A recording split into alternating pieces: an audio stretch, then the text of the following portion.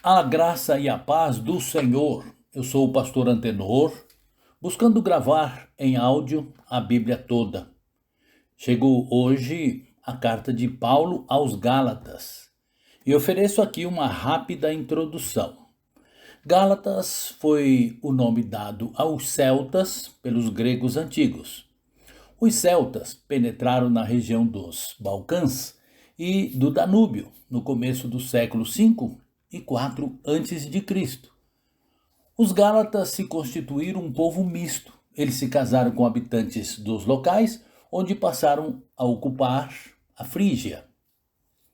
Os frígios, com quem os Gálatas se misturaram, eram considerados calmos, apáticos, acomodados e adeptos de degradantes rituais. Paulo escreveu esta carta para alertar os Gálatas sobre os ensinos espúrios dos falsos mestres judaizantes que ensinavam que os crentes gentios deveriam obedecer à lei de Moisés a fim de se salvarem. Essa epístola é um manifesto de Paulo contra a perversão da graça de Deus.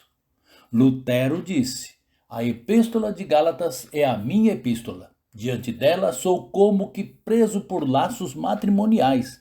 Ela é a minha Caterine, nome da sua esposa. Lutero considerava a carta aos Gálatas como a expressão máxima da liberdade cristã. Nessa epístola se torna manifesta a batalha entre o legalismo e a graça de Deus.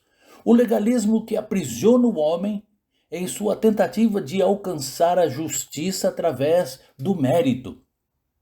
Aqui o legalismo é confrontado com a graça de Deus, que opera para libertar o homem dessa escravidão. Paulo lembra aos Gálatas que o Espírito lhes foi dado não por observarem a lei, mas com base na fé que tinham em Cristo.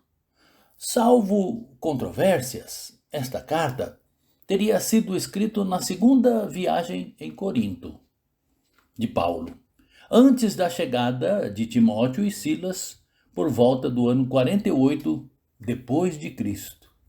Pouco tempo depois de Paulo ter partido da Galácia, apareceram alguns mestres judaicos insistindo para que os gentios se submetessem à guarda da lei de Moisés.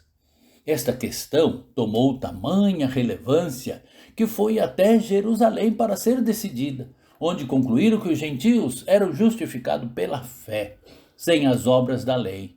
Alguns da seita dos fariseus insistiam que, apesar de os gentios serem salvos pela fé, esta fé seria aperfeiçoada pela obediência à lei de Moisés.